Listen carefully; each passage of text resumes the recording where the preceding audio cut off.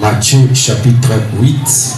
Na mukanda ya Matayi chapitre 18. 8. Chapitre 8. Le verset 23. Na mokapo ya tuku na mibale na misato.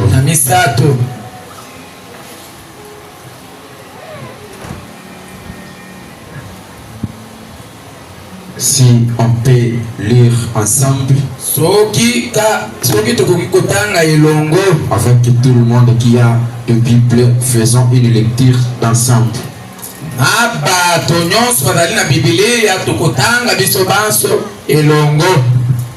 Et c'est un peu d'habitué ici. Tout le monde qui a la Bible, on peut faire une lecture d'ensemble. Lisons au nom du Seigneur Jésus-Christ. Allons-y. Il monta dans la barque et ses disciples les suivirent. Et voici, il s'éleva sur la mer une si grande tempête que la barque était couverte par les flots. Et lui, il dormait. Les disciples s'étant approchés, les réveillèrent et dirent: Seigneur, sauve-nous, nous périssons. Il leur dit: Pourquoi avez-vous peur, gens de peu de foi? Alors il s'éleva, menaçant le vent, la mer. Il y eut un grand calme. Ces hommes furent saisis d'étonnement. Que ceux-ci, disaient-ils, à qui obéissent même les vents et la mer? Nous continuons dans le verset 28. Lorsqu'il fit à l'autre bord, dans le pays des Gadaréniens, des démoniaques sortant des sépulcres vinrent au-devant de lui. Ils étaient si furieux que personne n'osait passer par là. Et voici, ils s'écrièrent: Qu'y a-t-il entre nous et toi, fils de Dieu? Es-tu venu ici pour tourmenter avant le temps? Il y avait loin d'eux un grand troupeau de pourceaux qui paisait. Allons-y. Les démons priaient Jésus, disant: Si tu nous chasses, envoie-nous dans ce troupeau de pourceaux. Il leur dit: Allez. Ils sortirent et entrèrent dans les pourceaux.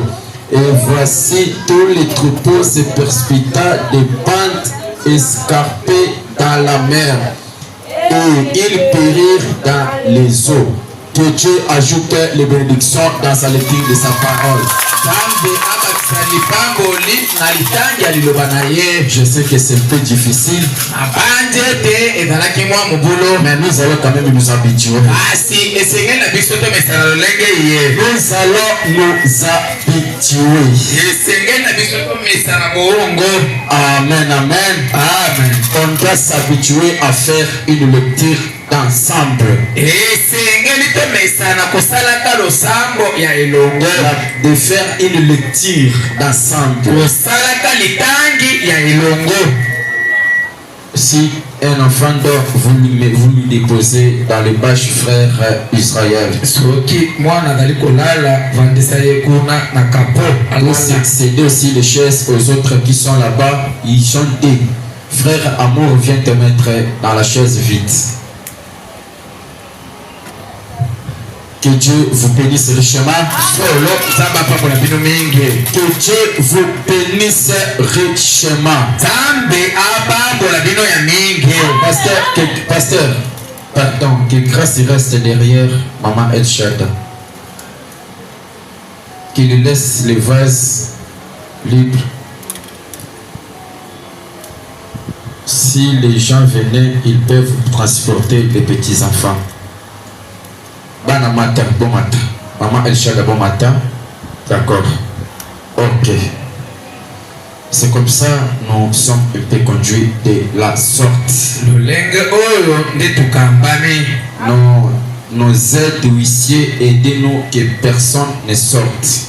Ndeko mokenge l'huissier bosunga biso ete bakbadi Aussi plus beaucoup nos enfants. si kotala mingi kote ya bana we ya mike.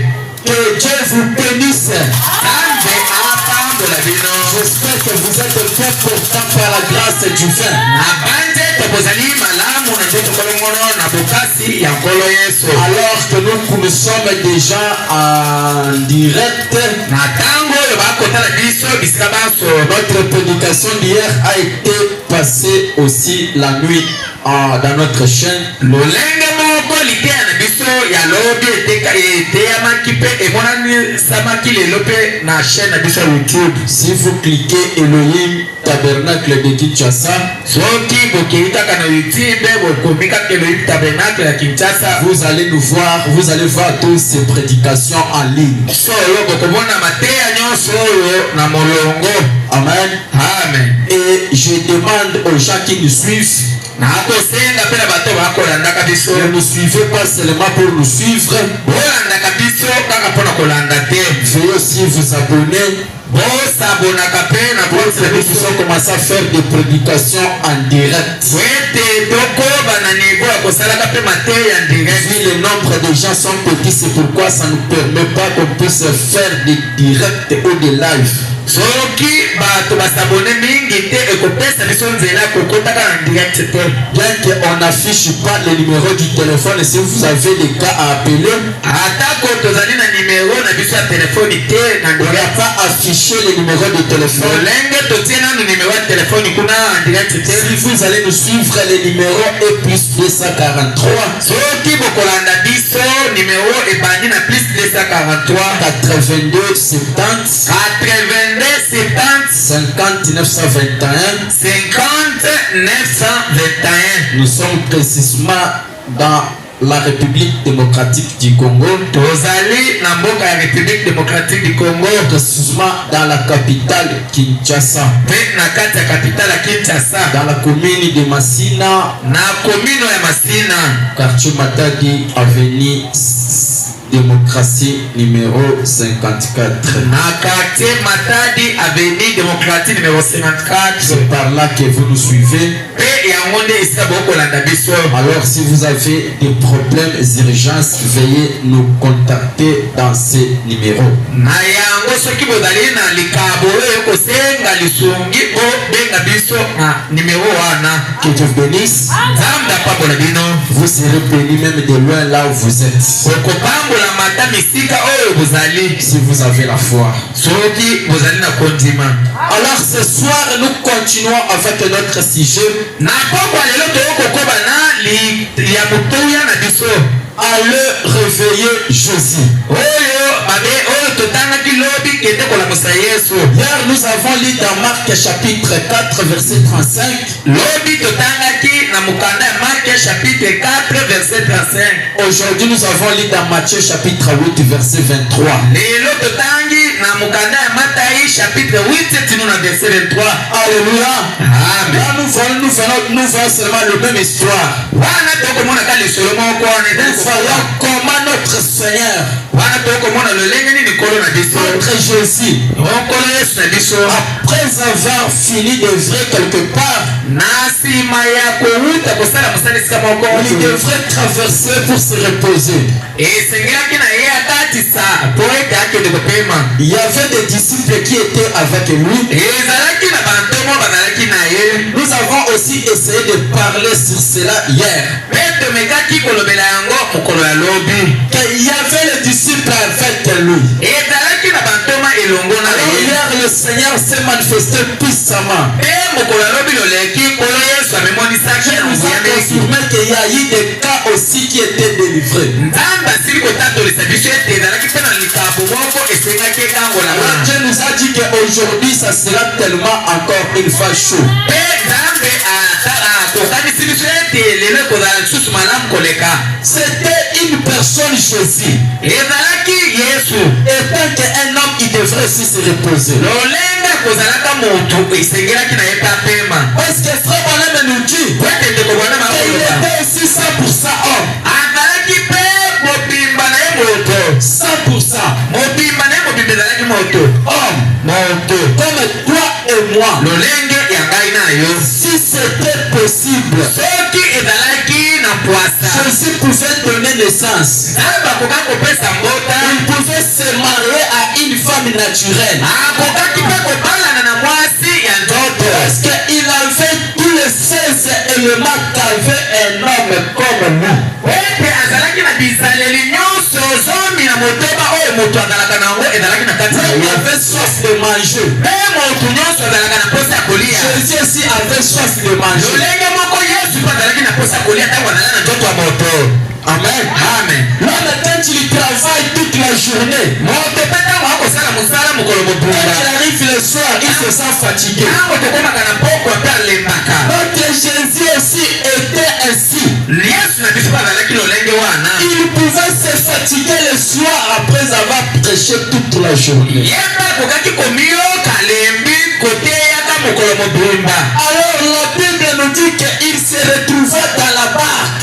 bibili etatolisi biso ete azalaki na kati ya bwato Je vous ai expliqué hier que nasilaki kotalisa bino mokolo lobi Jésus, il avait laissé beaucoup de personnes. ete yesu atikaki bato ebele Il y avait une grande foule qui suivait Jésus. ezalaki na etuluku ya bato oyo bandakona na yesu Mais Israël vient pousser la table derrière pour permettre à l'interprète de faire des mouvements. Il y avait beaucoup de gens. ezalaki na bato ebele Une grande foule suivait Jésus. etuluku ya bato bandakona na yesu On pouvait voir à l'intérieur de ces gens-là. mpe tokoka komona na elongo mpe na kati ya bato Il y wana avait des malades. ezalaki mpe na Et babeli Jésus n'avait pas guéri comme nous avons parlé hier. oyo yesu asilaki kobikisa te Alors que lolaki Jésus partait. na ntango wana yesu abanda Il kokende traversait sous seulement une âme. ye akatisaki kaka ebale mpona kolanda molema moko Il y avait quelqu'un qui était dans l'urgence. ezalaki na motu moko azalaki na likambo etengaki Quelqu'un qui était tellement dans l'urgence. ezalaki na motu moko azalaki na posa Et makasi cette personne-là s'appelle le fou de Gadara. eye motu wana azalaki liboma na mboka ya On n'a galaka pas énuméré son nom. koma na ye toyebitaka kaka On n'a liboma pas énuméré ses caractères. alobaki ata bilamba alataki te lolenge na ye te kasi La grâce nous est donnée ntango opesameli de biso savoir ses comportements. eza kaka ya koyeba oyo ezalaki ezalaki Il liboma ne nous a pas dit qu'est-ce qui lui a rendu fou. epe bibili etalisi biso teli nango ekobisaki C'est liboma pourquoi les pentecôtistes se sont limités. yango wana bato akitela basuki wana Mais nous, avec un prophète qui est un aigle, biso oyo tozali na mosakolo wana le likolo prophète là est allé. mosakolo wana akei Le prophète Branham mosakoli bwanam est allé akei au Gadara. agadara Il a vu sa famille. amoni liboma ya Il liboma a wana vu sa maman. amoni mpe mama ya liboma Il wana a vu son père. amoni mpe tata ya liboma Il wana a vu ses camarades. amoni baninga ya liboma Il a wana commencé à nous expliquer. pe abandi kotalisa Il biso était un aigle. ye lokola bongo Il est avantageux. ye azali na Dieu ngongo nous a aimés. ntango nzambe alingi biso Dieu nous a aimés. ntango alingi biso Nous passer à côté de notre grand frère. yakota mopanzi akota biso mopanzi ya kulutu na biso Alléluia. amen William Branham, c'est notre grand frère. bana bazali kulutu na biso Alléluia. amen Il a sa maman. ye azali na mama na ye C'est le Saint-Esprit. oyo azali na Il mosala a son père. azali na tata na C'est ye Jésus. ye na yesu Nous sommes ses frères. biso tozali bandeko na Notre ye grand frère nous a dit. kolutu na biso ayebisi C'est biso ce qui a rendu ce fou fou. oyo ekomisaki liboma na liboma C'était qu'il s'est égaré de la parole. ye ezalaki kaka ete alungwaki mwe mopanzi ya liloba Avec un chrétien, na ntango nyonso mokristo cette place de la parole, alungwaka pene pe na liloba il y a des malheurs qui suivent de quelque chose. ezalaka nyonso makambo ya mabe kilikili ekobelaka ye Alléluia. amen Il était un homme bon. ye azalaki motu malamu Il était chrétien comme toi et moi. liboma oyo azalaki mokristo lolenge moko na nga na yo Il n'était pas né fou. yesu oyo abotamaki liboma te Alléluia. amen Il n'était pas fou. abotamaki liboma Il te priait comme toi, akandaki mpe kosambela nzambe lokola nga na yo comme moi. lokola ngai Il venait à l'église comme toi et moi. abandaki mpe koya tombe lokola nga na yo Il payait aussi la dîme comme toi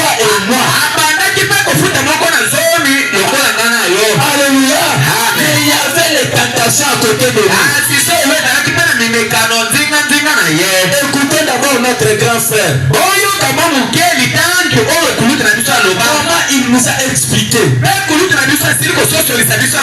fou de Gadara, paragraphe 52.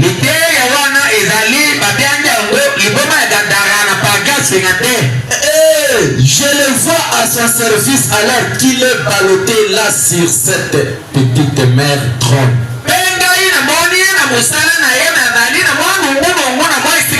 Et une seule âme était dans le besoin. C'est Jésus qui était dans la mer. Ballotté dans la barque. Qu'est-ce qu'il faisait cela? C'était les esprits dans le fou.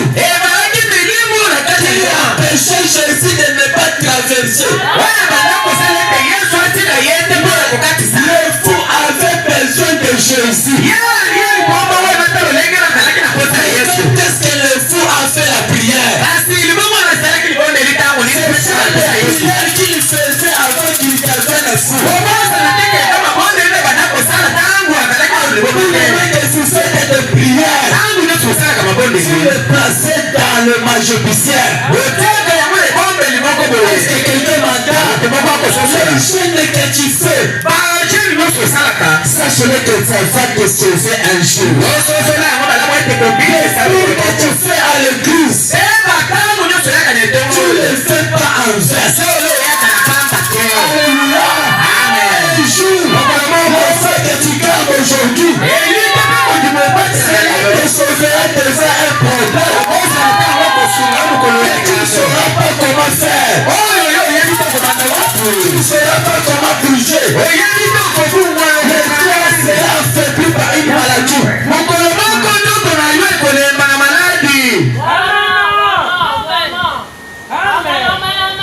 Amen. Amen. Tu ne sauras pas quoi faire. Si on peut nous brancher déjà le bœuf. No power. Please charge. Frère me dit, l'homme qui était dans le fou appelait Jésus. Please charge. Appelez Jésus. Lui là-bas dans le supplique. Aide-toi s'il vous plaît, ne sois pas distrait. Aide-toi avec moi. Il ne nous est pas à rapporter quelqu'un d'autre. Et était assisté dans les territoires de Gadara.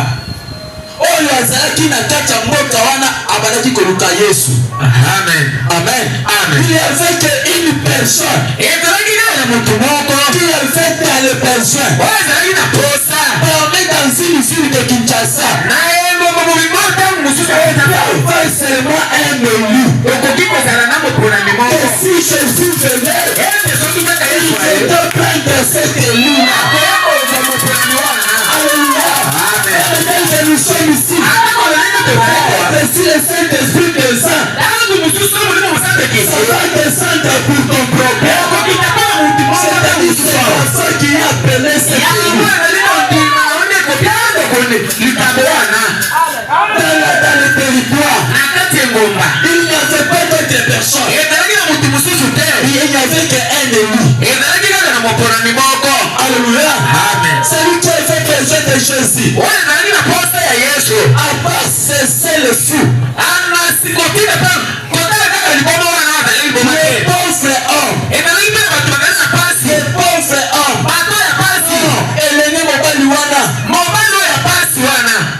Je pense à lui. Là, dans cette condition-là, peut-être qu'autrefois il était un bon citoyen, un homme de bien. Alléluia. Présentons cela un petit moment sous forme de scène. Ce qui concerne son caractère. Je peux me le représenter un homme bien. Alléluia. Amen. Mais tout d'un coup, kasi na mbala kata vous savez, oyebi un groupe déjà est venu. bato ebele basili koya Etonga bato baye. Et l'a amené à s'éloigner de l'église. na bamemi ye na kolungwa penepene ya losambo Et plutôt l'amener à s'éloigner de Dieu. bamemi ye mpe na kolungwa pene ya nzambe. Alléluia. Amen. Un groupe de gens est venu. bato ya etonga bato eye Quelqu'un qui était bon. ntango mosusu motu moko azalaki malamu Quelqu'un qui priait. motu abanda kosambela Quelqu'un qui était quelqu'un, une fille de un garçon de fille de prière. motu oyo azalaki mwana mwasi mpe mobali ya losambo Il craignait beaucoup son Dieu. abanda kobanga mingi nzambe na ye. Amen. Amen. Il craignait peut-être son Dieu. abanda kobanga nzambe na ye.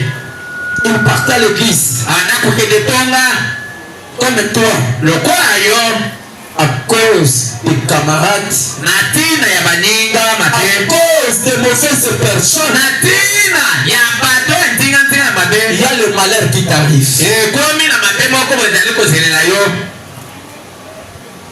Attention avec les groupes de gens que tu circules avec eux. bosalaka keba ntango mosusu etuluku ya bato ozalaka na bango elongo Parce que ces fous-là étaient quelqu'un de bien. po ete libomo wana azalaki mpe motu malamu. Alléluia. Amen. Il partait à l'église. ye mpe banda kokende tonga C'est qu'il était un bon citoyen. nazalaki mpe motu oyo ya malamu solo. On lui a éloigné de la parole de Dieu. bato azalaki na bango ntingantinga balongoli ye pene ya liloba ya À nzambe. tout moment que vous vous éloignez de Dieu, na ntango nyonso yo olungwaka pene ya nzambe le diable profite d'y entrer. ntango luzaluzwaka esika oyo nzambe Parce azalaki. que tu es dans la présence de Dieu. na ntango yo mibulisaka pene ya Le nzambe diable ne sera pas de te tenter. ntango lokola mpe nzela komeka yo te. Alléluia. Amen. Le détail que tu es dans la vie de prière, na ntango oyo ozali na bombo ya mabondeli le diable n'aura pas une place dans ta vie. ntango lokola mpe lidusu ya kojangula yo te. Seulement au moment que tu laisses la parole, na ntango kaka motokola bayete obima na liloba c'est là où le diable profite. kobosana te ntango lokola koyiba ndambu Le diable rôde comme un lion. ntango loyote lokola nkosi Il cherche comment rougir. ye azali koluka kaka esila konoda. Oh, mon frère, ma soeur. mwasi mobali L'histoire nous répète que Jésus-Christ est le même jour aujourd'hui éternellement. lisolo ezali kotalisa biso ete nkolo yesu azali ozalaki lelo lobi libela Il n'a pas changé. yesu akokani te. Les gens de ce temps-là, soki bato ya ntango en wana s'éloignant de Dieu, bango bakilungwaki pene ya en nzambe s'éloignant de Dieu, kolungola bango pene ya le nzambe diable est entré. ntango nakoti Toi aussi, le diable ne te laissera pas. yo mpe ntango nakotika yo te. Tant que tu seras loin de la parole, ntango yo kotika liloba oyo ya nzambe éloigné de l'église, okoki kokima tu etonga n'avais pas de Dieu. na yo kokima nzambe te. Alléluia. Amen. Ce qui fait cet endroit puissant, oyo esalaka ese ce onguya n'est pas l'école, ezali manzata mais te c'est Dieu. ezali nzambe. Parole. Ezali liloba.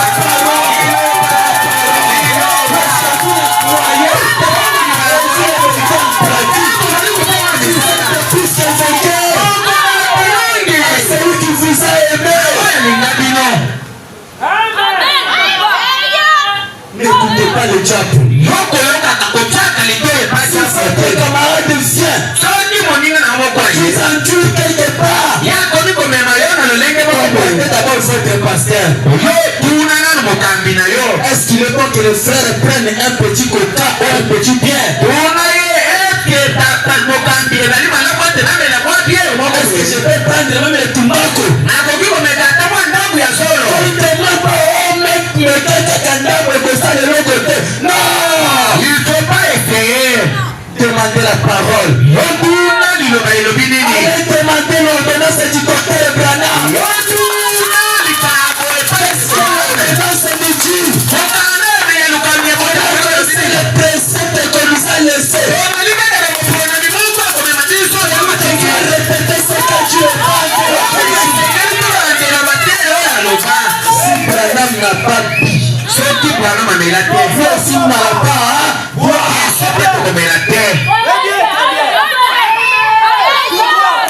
Le pasteur, Jésus avait multiplié le le fait dans l'asile, faites oui. Oh, Yesu akomisaki biloko ebele na ngomba wana. Le fait. Akomisaki masanga ebele na ngomba wana na ndenge Dieu a dit à Branham, balobaki na ndeko Branham, ne bois pas, yokomela te, ne fume pas. yokomela cigarette. J'ai un service à faire avec Dieu. Ne suis pas ton corps. Dieu a dit aux enfants d'Israël travers Moïse. Les enfants d'Israël peuvent se marier avec un étranger.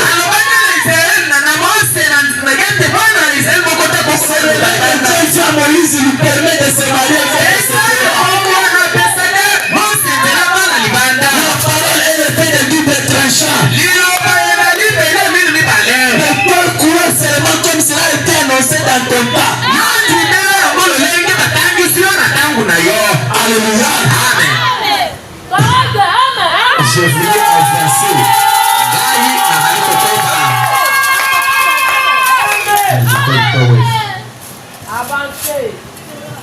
Aidez-moi avec les téléphones.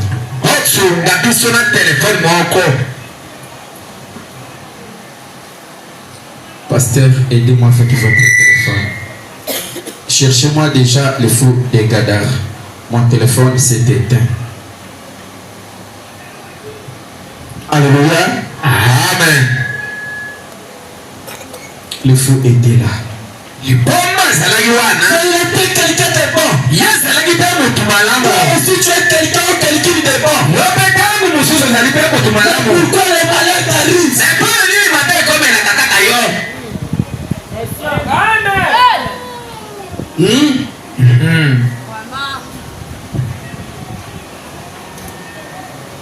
Qu'on m'apporte cela s'il vous plaît. Le fou de Gadara. Le paragraphe 53. Si vous avez trouvé, vous m'apportez. Il partait à l'église. Mais il y a un groupe de gens qui sont venus à côté de nous. Alléluia. Un bon camarade, une bonne camarade te conduit à l'église. Il ne conduira pas dans tes pas.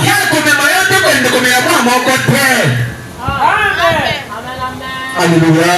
Amen. Il ne te conduira pas de faire des bêtises. Il ne t'amènera pas à critiquer. À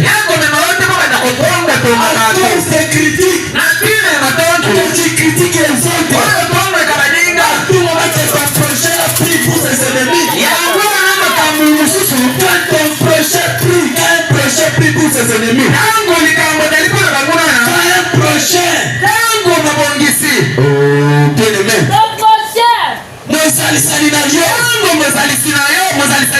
Quand il prie pour son ennemi,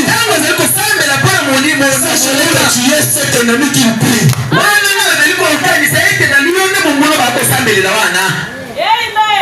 Non, pasteur, vous avez trouvé celui qui est en vous.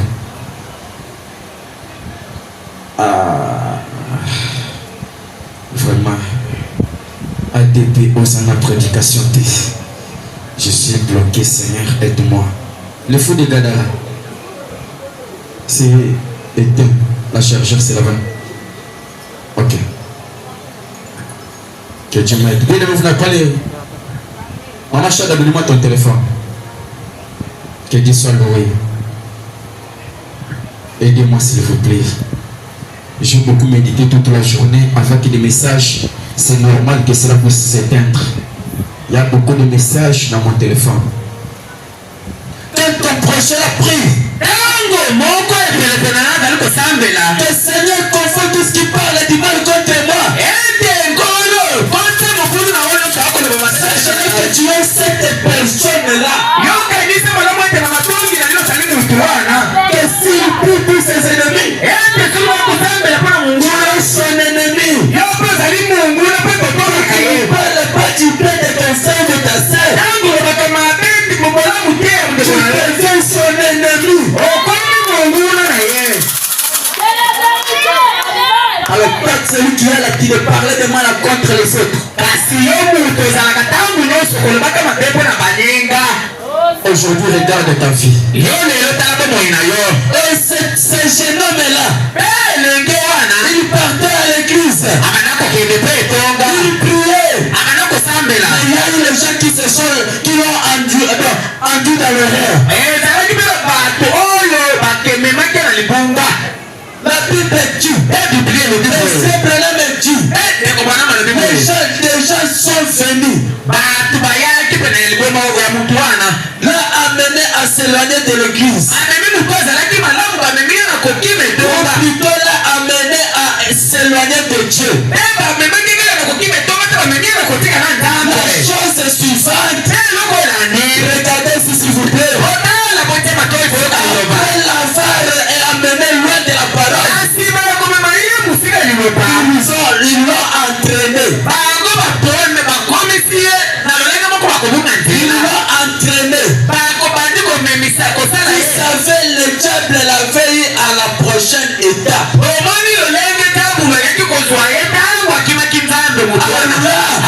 Après avoir qu'on l'a fait quitter de Dieu, la prochaine étape on l'a fait. Éloigne une vie de prière en toi. Ma sœur, sache-le bien. Tu es déjà auprès du diable. Quand tu n'as plus la force de prière, tu es devenu le jouet pour le diable. Quand tu n'as pas la vie déchaînée, la force est déchaînée. Tu es devenu le jouet pour le diable.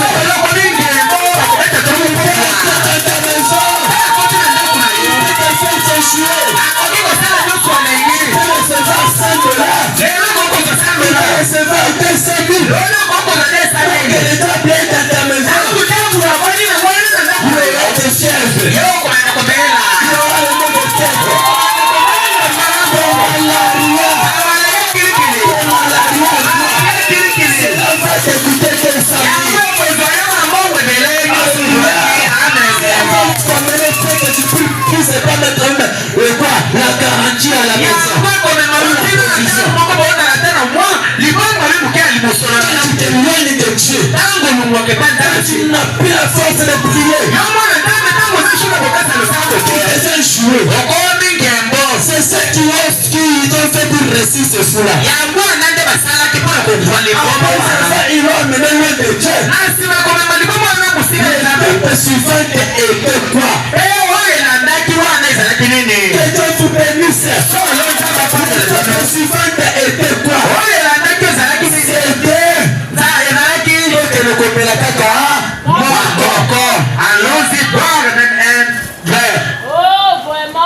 Est-ce que vous êtes là?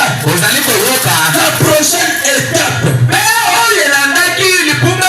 il s'est mis à boire un verre. Est-ce que vous êtes là? Amen. Est-ce que ça va faire mon comme soyez sincères. Non, la Bible est athée. Il y a une mité à battre. Un verre. Un démon. Vous comprenez? Est-ce que quelqu'un m'entend? À tout moment que c'est fou. Prenez un verre. C'était un démon qui entrait auprès de ce fou. Posez-vous maintenant la question. Dans une bouteille de colis, il y a combien de verres? Si cela a du verre, du démon. Du démon va au-delà dans le casier. Observant, il avait pris combien de casiers? Alors, au-delà des casiers, un verre, cela nous a produit combien de démons? Pourtant, ça va le prophète.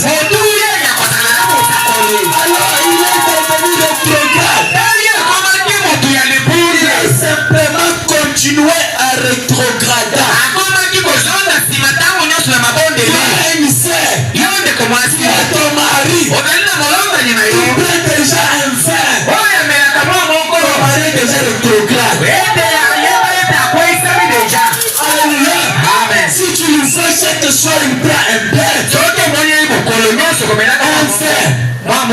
chaque soir, il reçoit un démon. ye bakayete poko nyonso azwaka C'est pourquoi tu ne seras pas à l'aise. yango na yo kozala na kimia On te va te blâmer même dans les choses que toi tu n'as pas fait. akolanda kokosela makambo ata na makambo oyo osali Nous, les gens qui ont vécu avec des parents qui parlent. biso basusu tobotami na baboto bamelaka À tout moment, mon papa prenait de l'alcool. ntango nyonso tata na nga banda komela kene Ça lui poussait à faire des choses absentes. ye akomaki kosala makambo atali komiyeba te C'est ça. C'est pourquoi vous, les enfants qui vivent dans de telles conditions, na yango bino bana bokotikaka na malolenge wana sois prudent. ozala na bokebi Ne suis pas les caprices de ton papa. yokolanda lolenge ya komela Et ce sont les démons qui les poussent de parler. oyo bakaenda bilobana bakokoka kolobeza batemona Parole. yobika liloba Papa sur l'alcool, c'est maudit. Ce sont les démons qui te maudissent. Papa sur l'alcool, c'est pas des choses mauvaises. Ce ne sont pas une personne normale. Ce sont les démons en nous. C'est toi qui peux faire. C'est Jésus. Le chrétien de la chaîne. La vérité de la montagne. Après, c'est pas fait 40 jours. Les diables. Alléluia. Tu as rencontré les diables. Je ne vais pas vous tenter ça. Diable chez ton papa ou ta maman. Sois la prévision de la fin de Dieu. Lorsqu'il vient, appliquez-lui, il est écrit. Il est écrit. Papa, tu me maudis. Il est écrit. On ne maudit pas ce que Dieu a béni. Il est écrit. Et ta malédiction.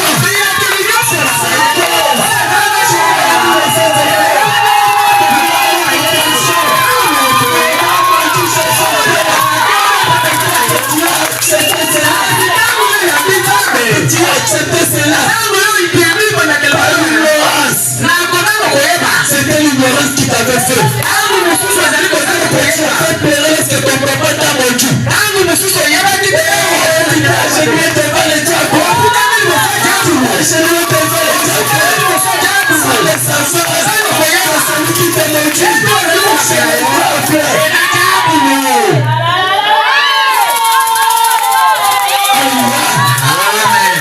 Soyez libérés.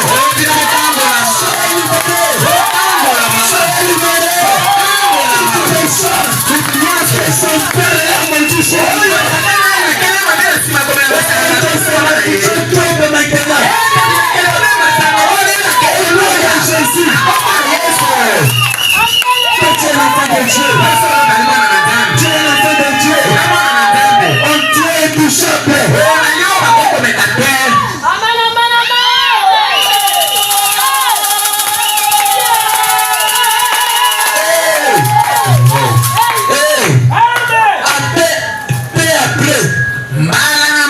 Le diable l'a rendu fou. Les démons se sont dépassés.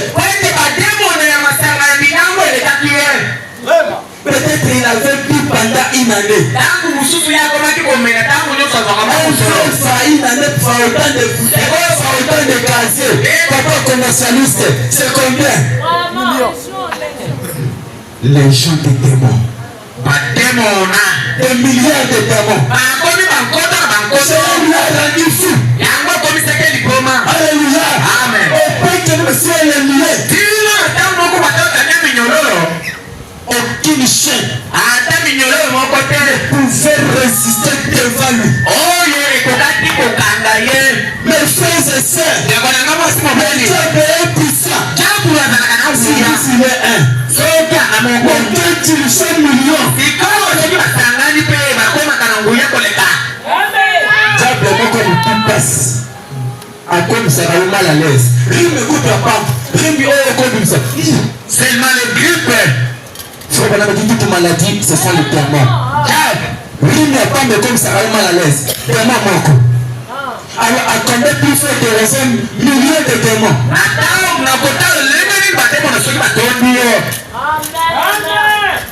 Alléluia. Amen. Peut-être peut-être toi aussi, tu es dans cette condition. Dans ta vie, tu as connu 20 hommes. 20 bien-aimés,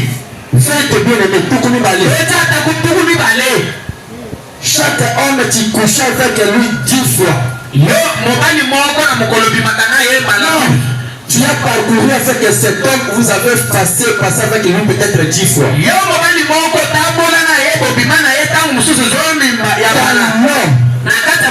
Tu ne connais pas Dieu. Il a mis les démons. Quand tu couches avec lui, il te laisse 500. Prenez 500 démons. 10 fois. Tu as combien de démons? 5 000 démons. 5 000 démons, ça 20 garçons. Nous avons combien de démons? On a 5 millions. 20 millions. 20 millions. Peut-être vous avez la raison. 20 millions parce que c'était 100 000, c'est pas 200 000. C'était 100 000 démons. Amen. Amen. Et ce sont les démons qui sont en toi. Ce jour-là, c'était nous. Peut-être que c'était l'alcool. C'est l'impudicité. Tu es Jésus. Jésus. Tu es descendu, c'est ça.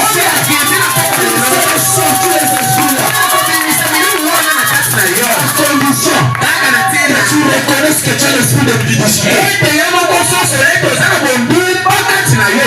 Tu couches avec un mari qui ne t'a pas épousé. C'est déjà l'impudicité. Il y a des démons qui sont entrés.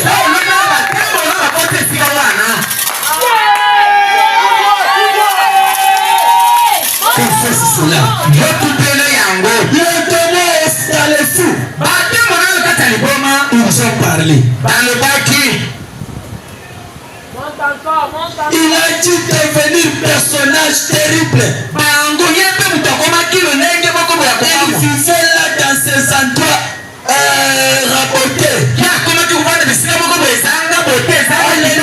Avec des chaînes. Il avait 2 fois sa force normale. Il pouvait briser ses petites chaînes. Ça allait juste comme si rien ne le retenait. Même si l'armée ou les officiers il brisait simplement cela. Il était très rude. Ce n'était pas sa force humaine. C'était la force des démons qui faisait cela. Aujourd'hui, tu es devenu petit. À cause des démons qui sont là. Tu es devenu impoli. À cause des démons. Quand tu critiques ta sœur ou ton frère, il y a un démon qui entre en toi. Observe-toi, tu as critiqué combien de fois?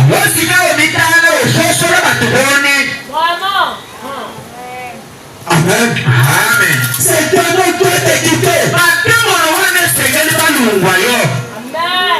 Le démon doit te quitter. Parce que tu es la semence de Dieu. Tu es devenu insupportable. Si quelqu'un te va venir dans sa maison, lui sera le premier qui dit qu'il ne va pas vous parler. Toi tu es même le mari d'autrui. Ce sont les démons qui sont en toi. Tu ne peux pas sortir de la maison d'autrui l'argent sur la table. cœur te pousse. C'est ça le témoin.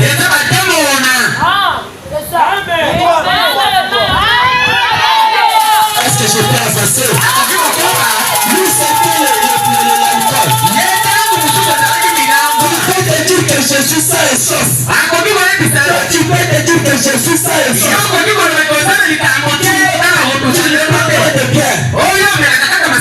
C'est bon.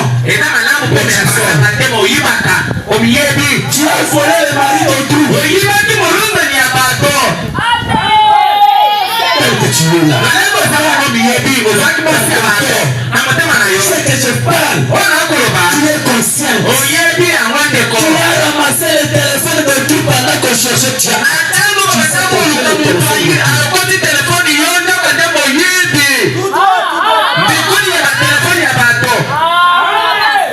Alléluia. Amen. Si toi tu critiques, tu critiques même ta maman propre. C'est ça le démon en toi. Tu es devenu maquette siga. C'est-à-dire ce sont les démons. On te dit que ma fille est. La vie que tu mènes, ce n'est pas une vie normale. Tu écoutes personne. Tu es le fils de Kadara.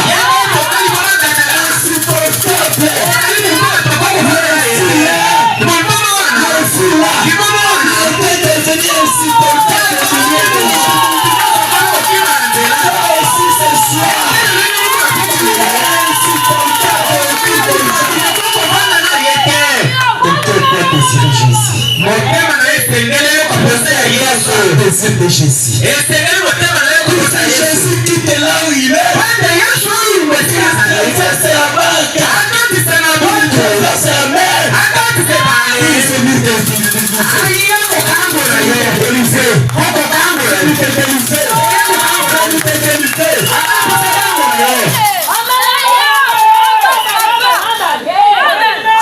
tu fais entrer des habits des hommes que ta maman ou ton papa ne connaît pas dans la maison. Tu fais amener des habits. Ce sont les démons qui entrent chaque fois dans votre maison. Tant que tu es dans la maison de ton père ou ta maman, tu fais l'impudicité, tu couches avec des hommes.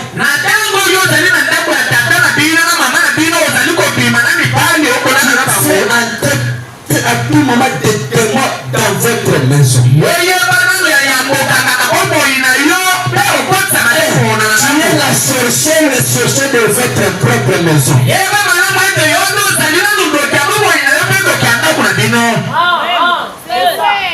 Répète-toi ce soir. Jésus est venu te chercher toi que je prêche. Aide-moi, Seigneur. Ne te sens pas orgueilleux. Très bientôt, nous allons se lever le Bible. Très bientôt, nous irons dans le ciel. Très bientôt, nous laisserons les androïdes. Tu as couché avec un homme à cause de l'androïde iPhone Pro Max 15. Que l'iPhone Pro Max 16 est sorti. Encore de coucher avec l'homme pour iPhone 16. L'iPhone 17 Pro Max est en route. Commence à donner ton corps pour cela. Ton corps est devenu comme le chikwang exposé.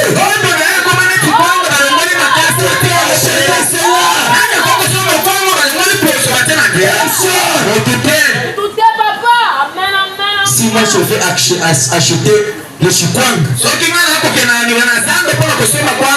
je vais l'échantillon, je n'achète pas parce qu'il y a des poussières qui sont déjà en Je chercherai seulement un chikwanga couvert. Alors que ton corps est devenu comme le chikwanga exposé. Tout le monde ne peut voir que ça. Tout le monde ne peut voir les couleurs des choses et de l'autre du corps. Tu es le fils de Kadara. Ta bouche même les gens qui ont des caries dans le cœur ont baisé cela.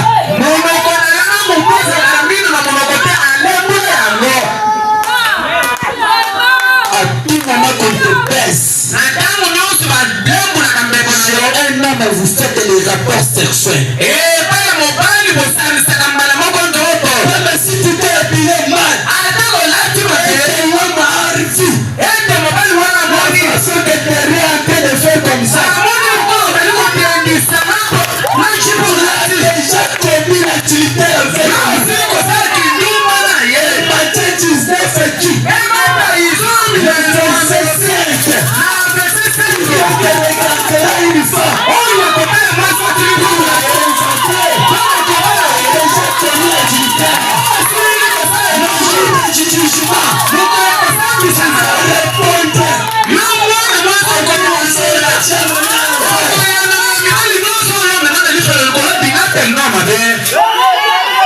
Vous aussi les hommes.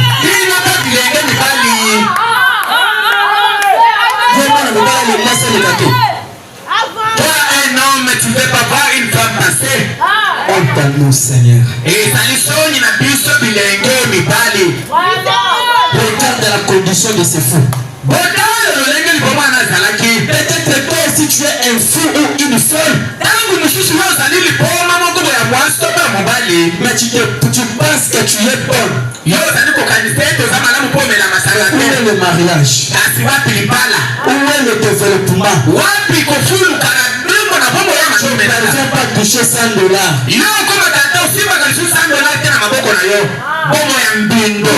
Bloqué.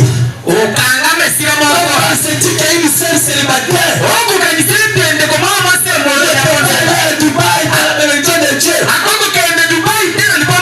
C'est le mensonge. J'ai une sœur, petite sœur. La petite sœur du pasteur Père. Elle fait des voyages à Dubaï. Elle est célibataire. Elle part acheter ses robes. Elle a dit normal. Elle a étudié ses études normales. Elle a écouté ses parents. Elle a écouté les enseignements de l'école. Elle a écouté Dieu. Dieu est descendu. Après ses études, à ce moment elle est à Dubaï. Si tu étais déjà prophétisé ici, qu'elle va voyager. Que le voyage est dans la porte. Mais ce sont les esprits qui arrêtent de voyager. Ne te pose pas la question comment tu vas voyager. La fille de Coutinho, elle est devenue la première ministre. Elle sera sur 25 ans, sur 24 ans. Comment?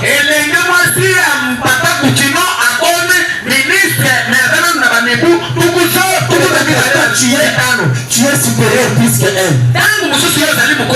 Mais si vous partez demander, elle est prophétesse dans l'église. Mais quand tu fuis l'église, quand tu fuis l'église pour la prostitution, tu fuis l'église à cause des choses de mal. Toi frère, dis-moi que tu prends le chimote. Il y a un démon qui entre. Tu prends le tabac. Il y a la magie. Il y a des démons. C'est pourquoi nous devenons le frère du message. Évitons le démon de boire. Aujourd'hui, je ne vais pas laisser un petit peu me casser les chaises. Passez-moi les chaises, oui, s'il vous plaît.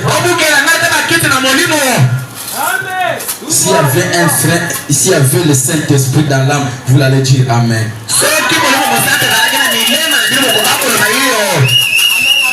Je suis tellement dit aujourd'hui. Nous voulons une délivrance totale.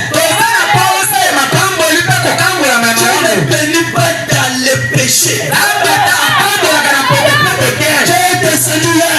Il a dit, Martin, je suis descendu avec les finances. Et alors Dieu va bénir. Martin n'est pas plus bête comme la neige. Ton cœur est noir avec des critiques, avec des injures. Tu as injuré les enfants. Tu as injuré tes bêtises propres de toi. Tu as injuré ton enfant. Tu as injuré les autres les bêtises de leur maman. Mais tu veux prier.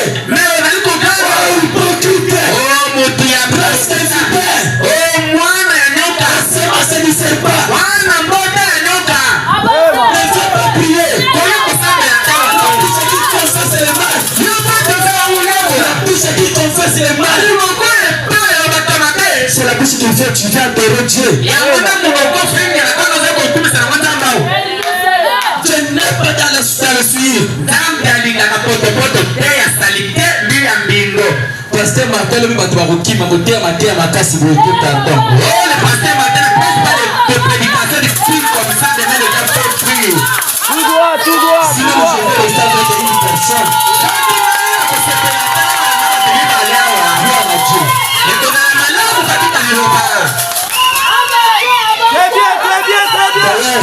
D'ailleurs, je ne reçois pas de dîmes de $100 si que je peux avoir peur si quelqu'un me quittait. Même $100, même si au Kimingai, je vais continuer à vivre de la manière que je vis chaque jour.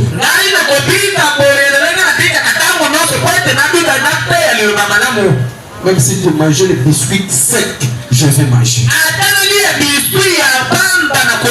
Mais je vais te dire la vérité. J'ai eu l'occasion de te le dire. Peut-être on ne sait pas.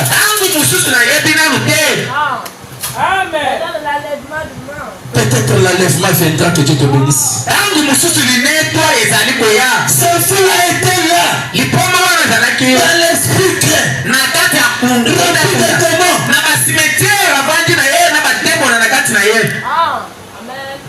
Mais il y a fait des prières. Elle partait dans des montagnes.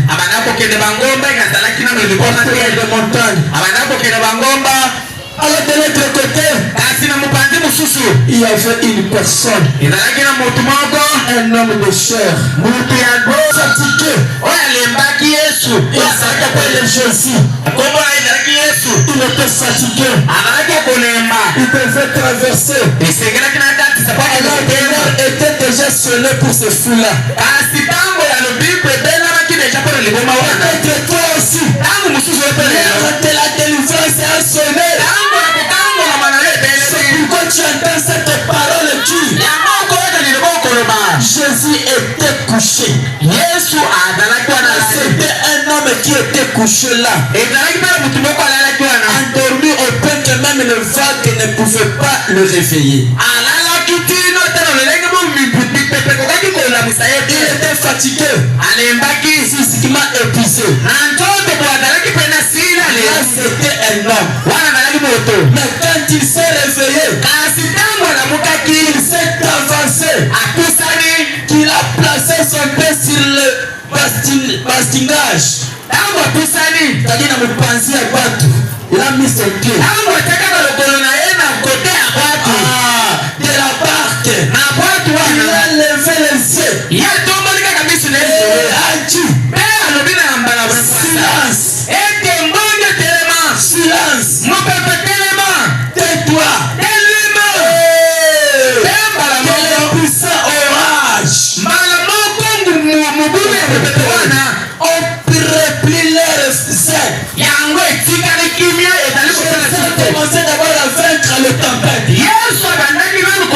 Il a commencé à vaincre d'abord les petits démons. Avant qu'il puisse rencontrer celui qui était dans l'homme. Jésus a commencé d'abord à vaincre d'abord la mort. Alléluia. Il a vaincu la mort.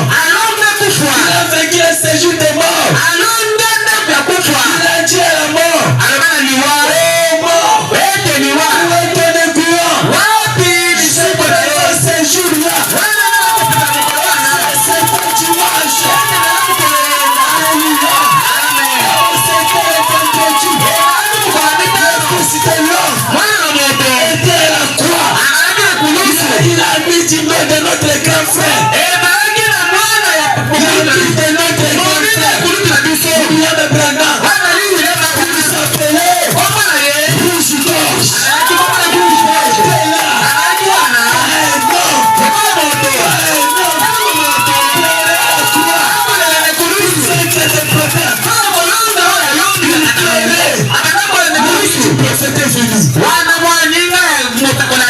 Son bec pour détacher le cou.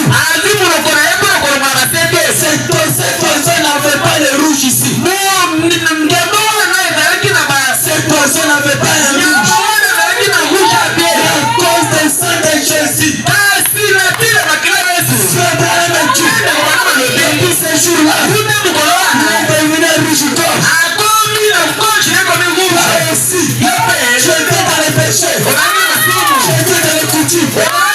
Je suis éliminé par ton père. Je suis dans les coutumes de l'unité. C'est pas nous. Je suis dans les coutumes de la Congo. Je suis dans les coutumes de l'Angola.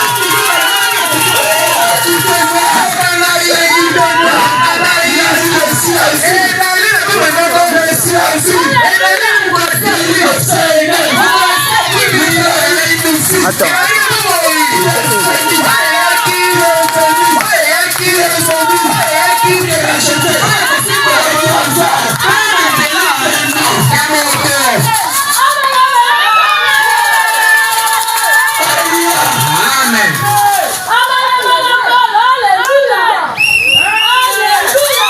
Matthieu chapitre 28. Le verset 7. Je chute déjà. Vous allez m'excuser s'il vous plaît. Le verset 7. 28, 7. Matthieu chapitre 8. Matthieu chapitre 28. Tu n'as pas verset 7. Et allez promptement dire à ses disciples.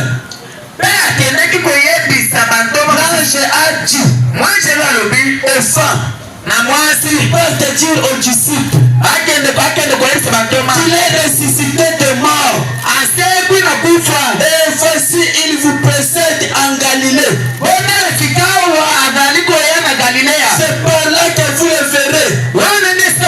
Et si je vous le dis, aujourd'hui, Jésus n'est plus en Galilée. Alléluia. Jésus n'est pas en Jérusalem. Il est ressuscité. Il est ressuscité. Il est mort. Aujourd'hui, il est à Massina. Aujourd'hui, il est ici. Aujourd'hui, il vous prêche. Aujourd'hui, c'est le soir. La lumière, ça donne la vie. C'est tout. La lumière, c'est Christ. Merci. Merci de dire. C'est pourquoi l'Esprit de Dieu, c'est le Dieu, c'est Dieu, c'est Christ à nous. Merci. Que je vous plaît. C'est le Messie qui vous plaît. C'est le vrai Dieu qui plaît. Je suis à moi. L'Esprit de Dieu. Je suis là. L'Esprit de Dieu. Et de force qui prêchait, boisait, le sang. Parce que tu es dans le sang. Tu es plus belle que comme la neige.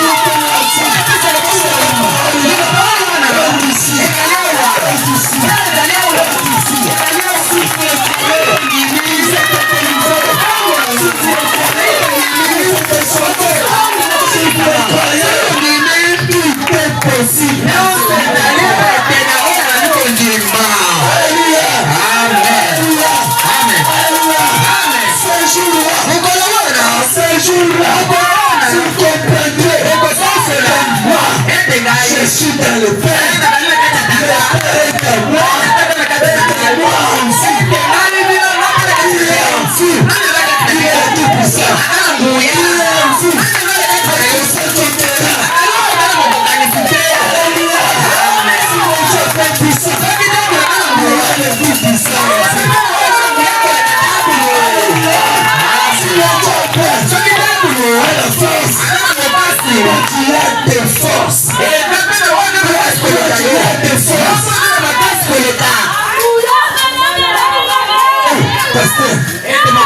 Est-ce que moi je serai? Je fais beaucoup de erreurs. Et même si tu l'as fait sans, il y a le sein de pardon. Il y a une personne. Il y a l'éternel mot. C'est le Seigneur Jésus. Dis ma sœur. L'éternel mot. Dis mon frère.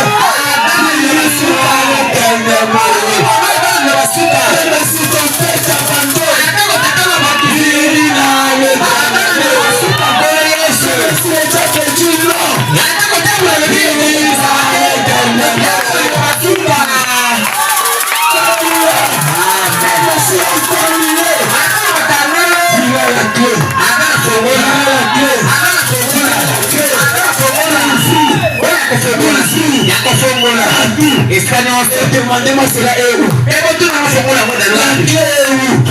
La clé monter au ciel. Alléluia. Il a laissé la clé à terre. Terre avant sa mort. Il a remis la clé à l'église. Tu as le pouvoir. Tu as le pouvoir. Que tu non au péché. Tu as le pouvoir. Si on a jeté les cadenas dans la mer, tu as une autre clé. Qui peut te pardonner.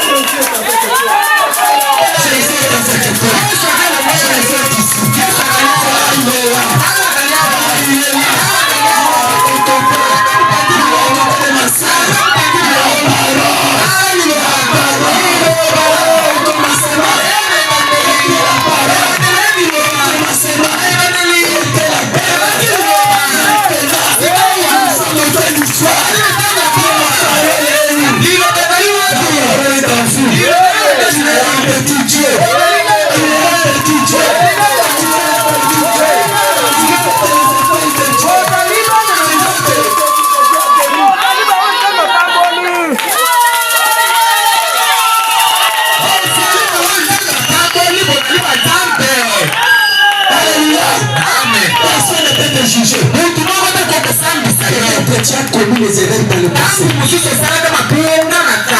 Aujourd'hui c'est le présent. Aujourd'hui c'est le présent. Aujourd'hui c'est le présent. grâce. Tu as grâce. Et c'est lui qui les reçoit. Comme grâce. Grâce t'est offerte ce soir. La grâce présidentielle. La grâce présidentielle céleste. Il avait un oiseau. Il s'appelait Johnny le corbeau. Johnny le corbeau.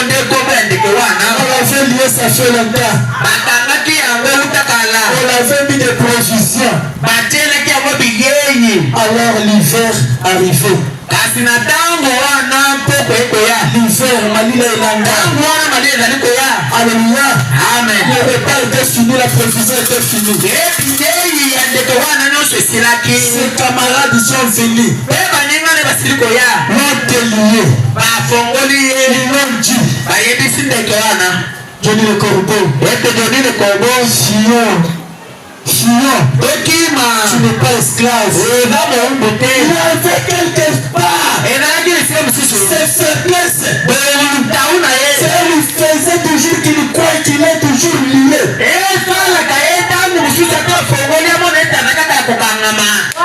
Il dit que je ne serai pas survolé. Je ne serai pas survolé. Il était déjà libre. Ses amis l'ont dit. Tu vas mourir en famille. Nous avons déjà délié. Nous avons déjà délié. Johnny le corbeau.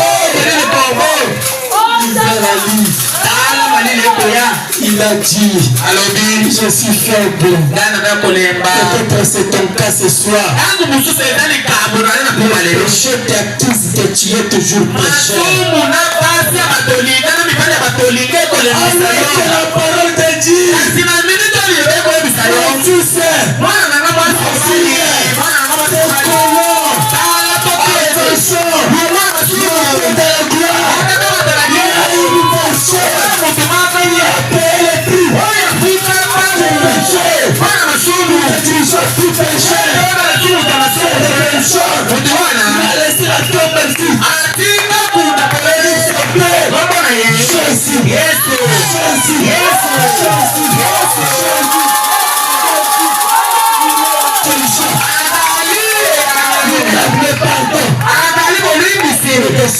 ne te sens plus esclave. Laisse les mauvaises vies. Donne ta vie à Jésus. Donne ta vie à Jésus. Ce soir, tu seras dans le paradis. Les anges vont t'accueillir. Notre précesseur. Notre précesseur. Si tu n'étais pas venu, ils vont t'accueillir. Écoutez-moi. Au ciel, on ne fait pas les manifestations lorsque tu es né.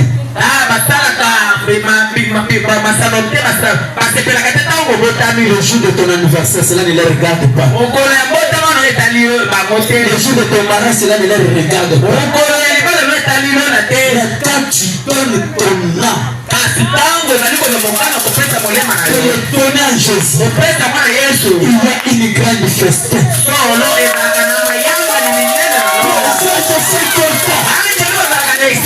Je se réjouis. Merci Seigneur. Merci Seigneur.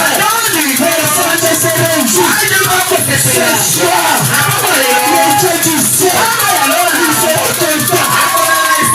Tu vas donner ta vie. Tu vas donner ton âme. Tu vas donner ta vie. Il va te venir. Il va te venir. Le maître de ta vie. Le roi de ta vie.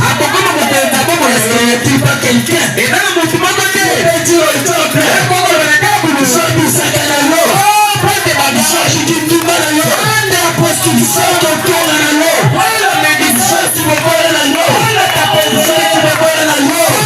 je suis libre. Je suis libre.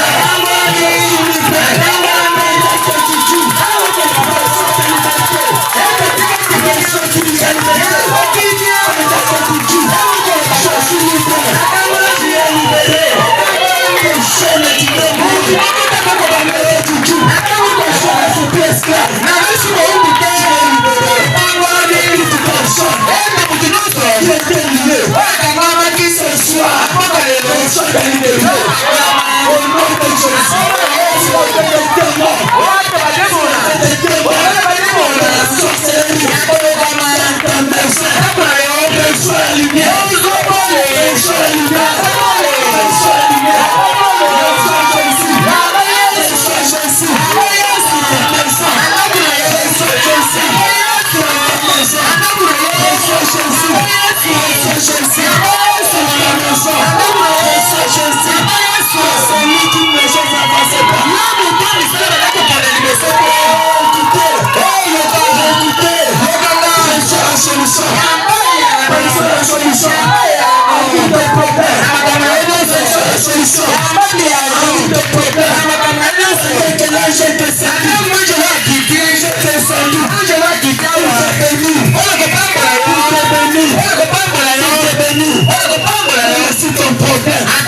Est devenu compliqué. Je le dis. Il a un dernier mot. Ce soir, il te dit, tu n'es pas esclave. Tu n'es pas esclave. Tu es libéré. C'est un terminal. Tu es libéré. C'est un terminal. Tu es libéré. Depuis la croix. Amen. Personne t'accuse encore. Que tu es pécheur. À condition que tu rentres dans le péché. Merci ce soir. Tout est possible à celui qui croit. Même si tu es né dans la famille Bayanzi, ce soir, en Jésus, il n'y a pas de juste. Il n'y a pas de nation. Il n'y a pas de gentil. Nous sommes des chrétiens. Il est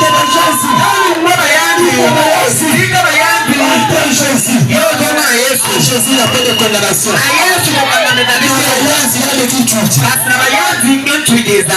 Jésus n'a pas de quiétude. En